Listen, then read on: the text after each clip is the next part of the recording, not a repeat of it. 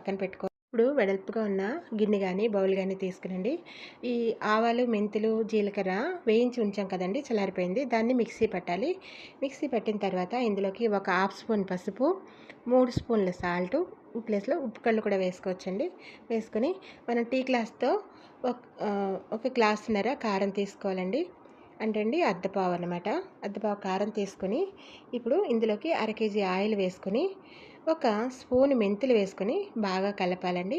కొంచెం కలిపిన తర్వాత బాగా కలిసిన తర్వాత ఇందులోకి ఒలిసి ఉంచిన వెల్లుల్లి రేకలు వేసుకోవాలి. వెల్లుల్లి రేకలు కూడా వేసుకొని బాగా కలిపేసి ఇప్పుడు ఇందులోకి మనం ఆరబెట్టి ఉంచిన ఈ ఉసిరికాయలు అన్నట్లని, ఈ కేజీ ఉసిరికాయలని వేసుకునండి కొంచెం ఎక్కువసేపు కలపాలన్నమాట. ఉసిరికాయలన్నీ బాగా ఆరిపోయినాయి, చూసారా ఎంత పొడి పొడిగా తయారైపోయినాయో. తడి లేకుండా మాత్రం చూసుకోవాలండి. ఈ ఈ ఉసిరికాయలు అన్నట్లు వేసి బాగా కలిపండి. ఇప్పుడు